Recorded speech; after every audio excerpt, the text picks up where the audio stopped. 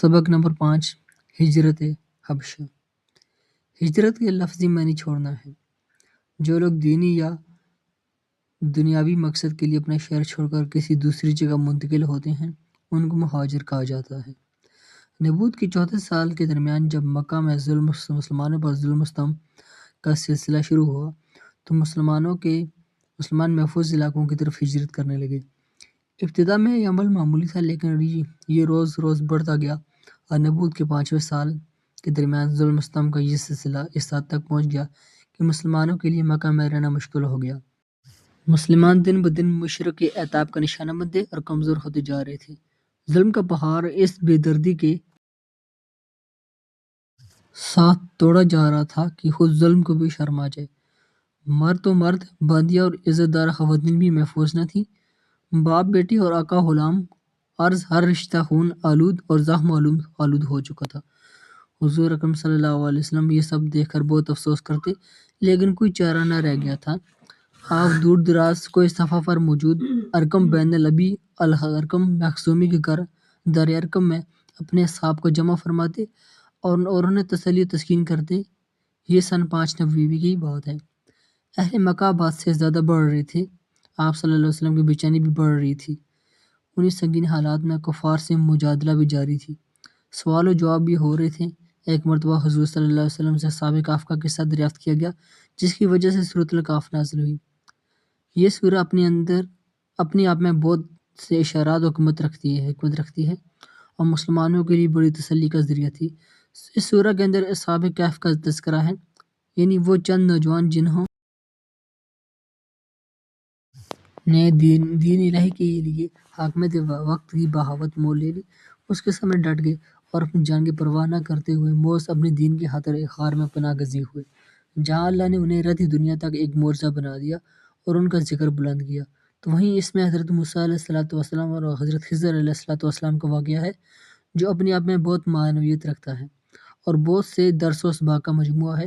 پھر ذوالقرنین کا بیان ہے، جو نیک دل اور نیک جان کے ساتھ خدام، محبوب بندہ اور یاجوج و ماجوج کے لیے قیامت تھا۔ ان سب کے اندر خدا کی عظمت، اس کی راہ میں ڈٹ جانے اور ساتھ زمین کی وسعتوں کا تذکرہ ہے۔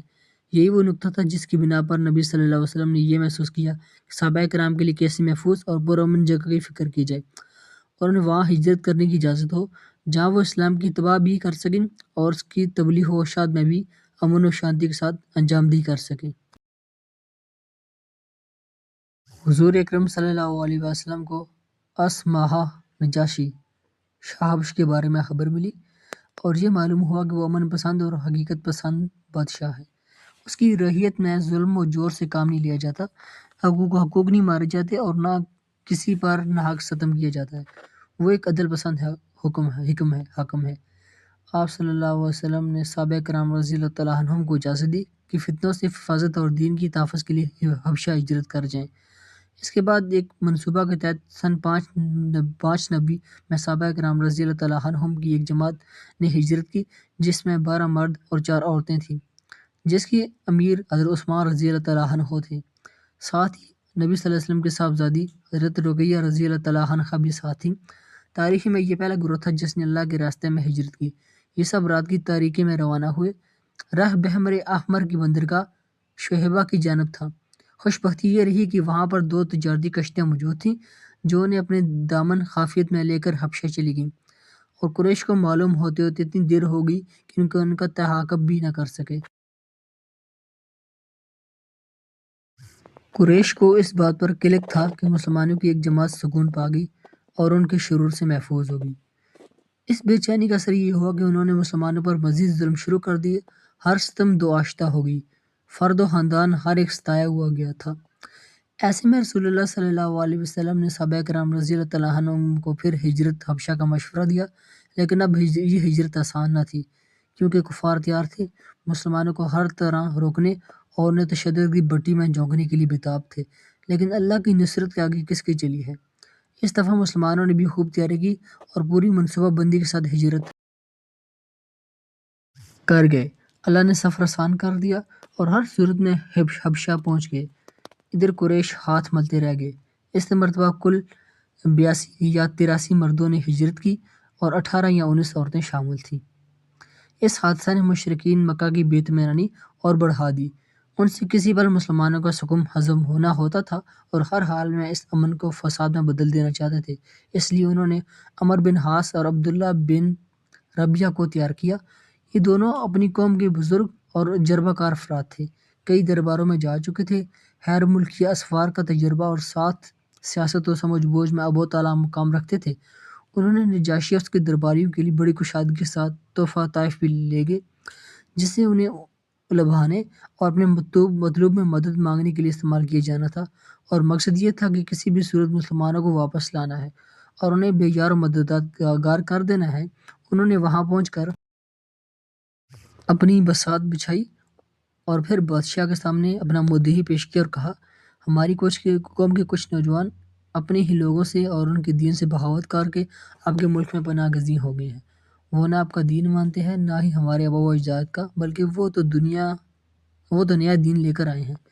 ایسے میں بادشاہ نے مسلمانوں کو بلایا اور ان سے صورت حال دریافت کی اور اپنے ہر کسی ایک رہبر کو بات پوری کرنے کی اجازت دی۔ اس وقت حضرت جعفر رضی اللہ تعالیٰ عنہ نے اسلام کا تعارف اور اپنی کیفیت پر سوز و دل گداز انداز میں بتلائی۔ فرمایا، اے بادشاہ، ہم جہالت میں مبتلا تھے، بتوں کو پوجتے تھے، مردار کھاتے تھے، بدکاریاں کرتے تھے، قرابت داروں سے تعلق توڑتے تھے، ہمسایوں سے بدسلوکی کرتے تھے، اور ہم میں سے طاقتور کمزور کو کھا رہا تھا۔ ہم اسی حالت میں تھے کہ اللہ نے ہم ہی میں سے ایک رسول بھیجا۔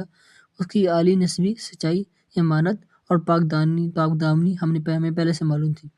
اس نے ہمیں اللہ کی طرف بلایا اور سمجھایا کہ ہم صرف اللہ کو مانیں اور اسی کی عبادت کریں، اور اس کے سوا جن پتھروں اور بتوں کو ہمارے باپ دادا پوجتے تھے انہیں چھوڑ دیں۔ اس نے ہمیں سچ بولنے، امانت ادا کرنے، رشتوں کو جوڑنے، پڑوسی سے اچھا سلوک کرنے اور حرام کاری، خون ریزی سے باز رہنے کا حکم دیا، اور فحائش میں ملوث ہونے، جھوٹ بولنے، یتیم کا مال کھانے اور پاک دامن عورتوں پر تہمت لگانے سے منع کیا، جھوٹی تہمت۔ اس نے ہمیں یہ حکم دیا کہ ہم صرف اللہ کی عبادت کریں، اس کے ساتھ کسی کو شریک نہ کریں۔ اس نے ہمیں نماز، روزہ اور زکوٰۃ کا حکم دیا۔ اسی طرح حضرت جعفر رضی اللہ تعالیٰ عنہ نے اسلام کی اور خوبیاں گنوائیں اور پھر کہا، ہمیں اس پیغمبر کو سچا مانا، اس پر ہم ایمان لائے اور اس کے لائے ہوئے دین خداوندی میں اس کی پیروی کی۔ چنانچہ ہم نے صرف اللہ کی عبادت کی، اس کے ساتھ کسی کو شریک نہیں کیا، اور جن باتوں کو اس پیغمبر نے حرام بتایا انہیں حرام مانا، اور جن کو حلال بتایا انہیں حلال مانا۔ اس پر ہماری قوم ہم سے بگڑ گئی، اس نے ہم پر ظلم و ستم کیا اور ہمارے دین سے پھرنے کے لیے فتنے اور سزاؤں سے ہمیں دوچار کیا، تاکہ ہم اللہ کی عبادت چھوڑ کر بت پرستی کی طرف لوٹ جائیں، اور جن گندی چیزوں کو حلال سمجھتے تھے انہیں پھر حلال سمجھنے لگے۔ اور جب انہوں نے ہم پر بہت قہر و ظلم کیا، زمین تنگ کر دی اور ہمارے دین کے درمیان رکاوٹ بن کر کھڑے ہو گئے، تو ہم نے آپ کے ملک کی راہ لی اور دوسروں پر آپ کو ترجیح دیتے ہوئے آپ کی پناہ میں رہنا پسند کیا، اور یہ امید کی کہ بادشاہ آپ کے پاس ہم پر ظلم نہیں کیا جائے گا۔ اس کے بعد حضرت جعفر رضی اللہ تعالیٰ عنہ نے سورہ مریم کی ابتدائی آیات بڑے تاثر کے ساتھ سنائی۔ پورا مجمع متاثر تھا، خود نجاشی روتا تھا اور آپ کی داڑھی بھی تر ہو گئی۔ نجاشی بے ساختہ بول اٹھا کہ یہ وہی کلام ہے جسے حضرت عیسیٰ علیہ السلام لے کر آئے تھے۔ قریش کے قاصدین نے یہ دیکھ کر گھبرائے اور انہیں محسوس ہونے لگا کہ معاملہ ہاتھ سے نکل رہا ہے، چونکہ نجاشی حضرت عیسیٰ علیہ السلام کا معتقد تھا۔ ایسے میں انہوں نے غور و خوض کے بعد یہ اعتراض کیا، مسلمان حضرت عیسیٰ علیہ السلام کے بارے میں بڑی بات کہتے ہیں، ان کا وہ عقیدہ ثلیث نہیں جو آپ کا ہے۔ چنانچہ نجاشی نے مسلمانوں سے پوچھا، وہ حضرت عیسیٰ علیہ السلام کے بارے میں کیا کہتے ہیں؟ یہ مرحلہ بہت ہی نازک تھا، اس سوال کے جواب پر سب کی نگاہیں ٹکی ہوئی تھیں۔ حضرت جعفر علیہ السلام نے فرمایا، رضی اللہ تعالیٰ عنہ نے، ہم عیسیٰ علیہ السلام کے بارے میں وہی کہتے ہیں جو ہمارے نبی لے کر آئے، یعنی حضرت عیسیٰ علیہ السلام اللہ کے بندے، اس کے رسول اور اس کی روح، اور اس کا وہ کلمہ ہے جسے اللہ نے کمواری پاک دامن حضرت بی بی مریم علیہ السلام کی طرف القاء کیا تھا۔ اس جواب پر نجاشی نے زمین سے ایک تنکا اٹھایا اور بولا، خدا کی قسم، جو کچھ تم نے کہا ہے، حضرت عیسیٰ علیہ السلام اس تنکے کے برابر بھی بڑھ نہ تھے۔ اس کے بعد نجاشی نے مسلمانوں سے کہا، جاؤ، تم میری حکومت میں امن و امان سے رہو، جو تمہیں گالی دے گا اس پر تاوان لگایا جائے گا۔ مجھے گوارا نہیں کہ تم میں سے کسی آدمی کو ستاؤں اور اس کے بدلے مجھے سونے کا پہاڑ مل جائے۔